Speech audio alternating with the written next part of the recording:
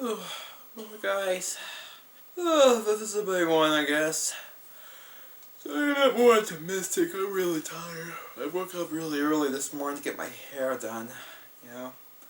Anyway, well, for my 50th Creepypasta review, I'm gonna be talking about the Godzilla NES Creepypasta. Wait a minute. What did I just say? I'm gonna be talking about the Godzilla NES Creepypasta. Awesome! Anyway, I've been dying about talking about this one for so long, but for this week-long video, I'm going to be doing something different. I'm going to be giving my opinion about each video after I finish it, as opposed to talking about it at the beginning like I usually do. So sit back and enjoy the first two chapters of the NES Godzilla Creepypasta. When I was a little kid, the two things I loved most in life were Godzilla and NES games. So naturally, when Godzilla Monster and Monsters came out, it was like a dream come true. Well, almost. To sum it up, most of the game revolved around getting through very repetitive outer space levels while smashing up tanks and jets, and then fighting against Godzilla's monster enemies. Overall, it was pretty mediocre, but back then I didn't care. When I got the game as a present for my 10th birthday, I played it night and day, as much as I could. Unfortunately, I traded the game for Armageddon a year later, much to my regret when I found out what the game was like. Recently, I had borrowed a new NES system, and through a lot of hunting and asking around, my friend Billy finally managed to find a copy of Godzilla Monster and Monsters. I was pumped to play my favorite childhood game. It never even occurred to me to ask where Billy had found it. He also gave me some other games like Legend of Zelda, Bomberman, and some stupid thing called Action 52. But Godzilla had to come first. So I started the game, and the nostalgia came flying back like a tidal wave. Godzilla's 8-bit theme song flooded proudly through the speakers, and I was soon grinning like an idiot. Some people laugh at me for playing such outdated games, but I've never had as much enjoyment for any games other than those on the NES. Those 8-bit games take me back to when things were much simpler, more safe. But after what happened with this game, I don't have those feelings anymore. I had forgotten how quick the fun of smashing things as Godzilla wore off in the scrolling levels. The game bombarded you with bullets and things crashing into you from every direction, and you're too big to avoid most of them. Although my excitement had worn down some, it wasn't long at all before I got to my first boss battle. My first opponent was Godzilla, an obscure squid kaiju who had never been in a Godzilla movie. The most annoying thing about fighting Godzilla is that he always backs you into a corner and starts smacking you with his tentacle, and you're unable to move until he gets off you. This move doesn't do any damage, but it can stall you until the timer runs out and you have to start the fight over, and he regains some health. It's as annoying as it sounds. And of course, he did when I fought him. Only for some reason, this caused the game to glitch up, because once he started smacking me, he never stopped. The timer is supposed to end the fight in about 40 seconds, but this lasted for nearly 5 minutes. After a while, the graphics started to mess up, with little red blocks all over the place. Which was weird, but I just took the game out, blew in it, and then started again. I wasn't about to let a little glitch stand in my way, so I started again, and this time defeated Godzilla and the level's other boss monster, Magora, without any problems. So then I was on to the next planet, Mars. I browsed around the board and found something unexpected. Where Violent's piece should have been, there was instead a piece representing Titanosaurs. There were only 10 kaiju in the game, and Titanosaurus was not one of them, or so I thought. Perhaps Titanosaurus was originally intended to be in the game, but was swapped out with Violent for some reason. So I began to feel very excited.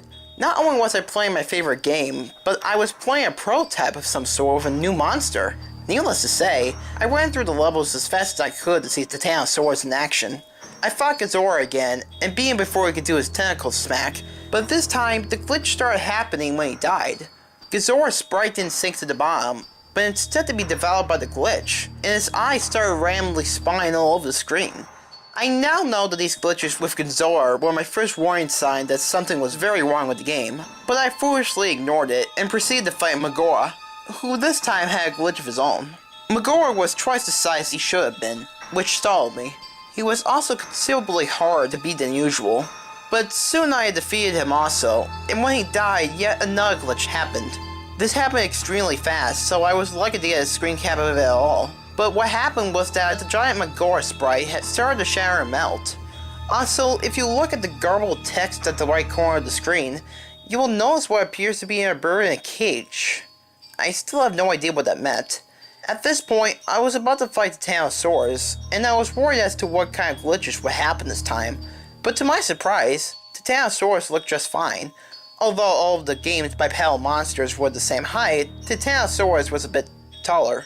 But since the Titanosaurus actually was taller than Godzilla in its film debut, I thought this was kinda cool. After a very fun fight with a monster that wasn't supposed to be in the game, I took over the enemy base and proceeded not to Jupiter like normal, but instead to Pathos. Pathos was the same as Jupiter in layout, except the board was dark blue rather than green. The first thing I noticed was that all the usual level icons had been replaced by a blue rock in some kind of orange honeycomb shape. There was one icon that had part of the jungle icon shape, but I didn't pay much thought to it. I checked the other side of the board to see the new monster. Instead of Hedorah, it was Biolinate. But that couldn't have been right. Godzilla vs. Biolinate didn't come out until 1989, and this game was made in 1988. Perhaps Toho put Biolinate in the game to build excitement for the movie next year, but changed their minds. I tried to rationalize the game's anomalies any way I could, but this would prove to be futile. Pathos' map song was the first new song I heard in the game.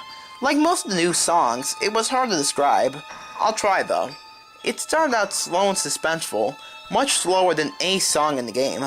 But every 12 seconds or so, there would be a loud clashing sound, and the tempo change. It was like the composer randomly played parts from the 5 different songs with the same instruments. I moved Godzilla over to one of the main blue rock icons that had replaced the jungle icons and started the level. The level resembled a blue mountain range with a blood-red planet in the sky. But there was something odd about the mountains. They had a shredded people look to them. I thought at first maybe the glitch had affected it, but it looked far too intentional. I quickly noticed something else about this new level. There were no enemies, at all. Not even any obstacles. I should also mention that this was where the point mirror started to become glitched beyond comprehension. But it didn't bother me much. I never kept up with game points.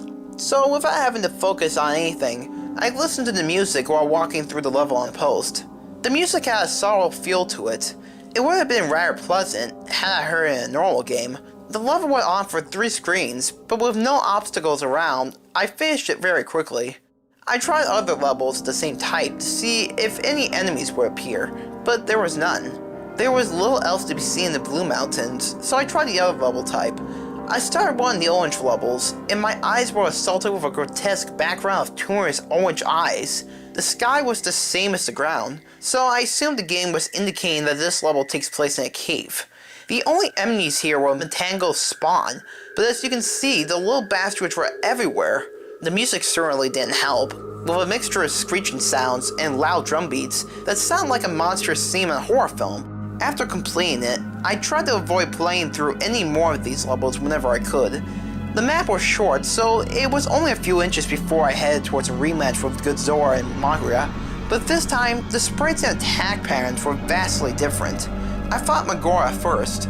Megora's replacement was a flying machine with a slight resemblance to a Pescatula alien. It was a bit like fighting Mothra, only it moved with a lot more grace. It attacked by spinning its front tentacle like a corkscrew, and it still had an I-beam, except now it fired from drill. This lanky aberration had replaced Godzilla, and the new beast was far more of a challenge. It would run and jump at a fast pace, consistently swinging its arms around, making it hard to get close, and of course it tried to pin me in the core with as much annoying resolve as ever. I defeated it using a combination of tail whips and heat beam spamming. I defeated them and was going to fight Titanosaurus, but when I started the fight, Titanosaurus was nowhere to be seen, and the game simply went back to the map, with the Titanosaurus piece now missing.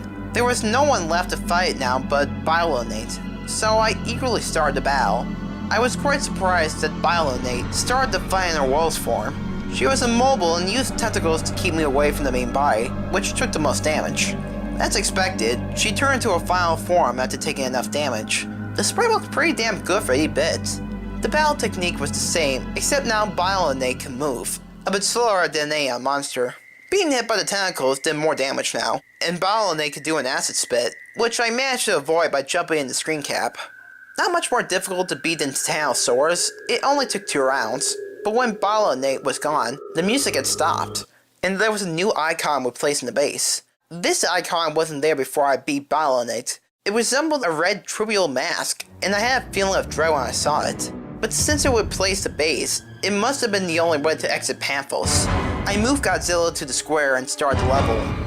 It was a hellish looking place with no sky, and a flickering fire in the background.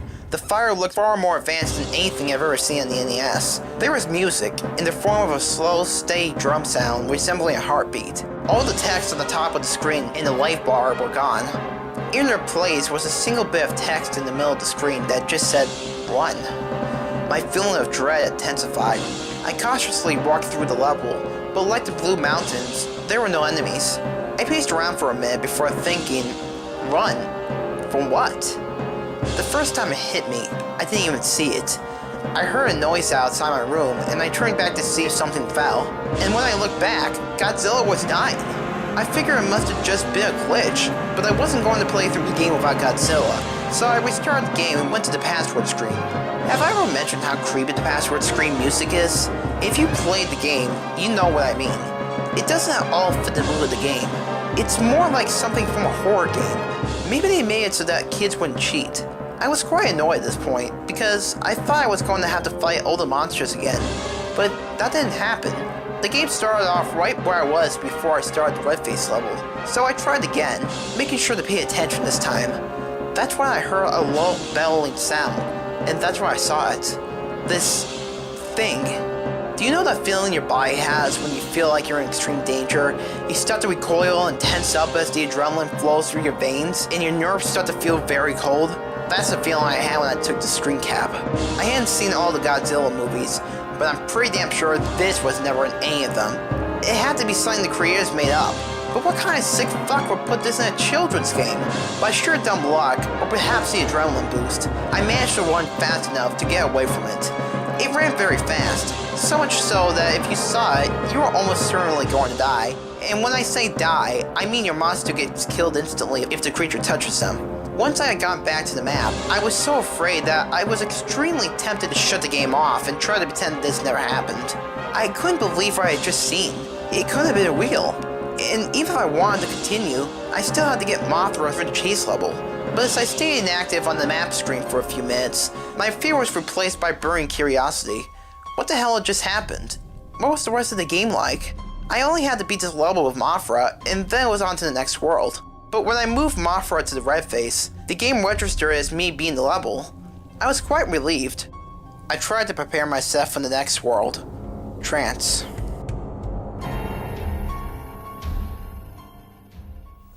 So that was the first 2 chapters. With chapter 1, I felt that there was a slow transition to get into the scary aspect of the story, but I think that's pretty well done. And I mean, the glitches seem plausible for an NES game.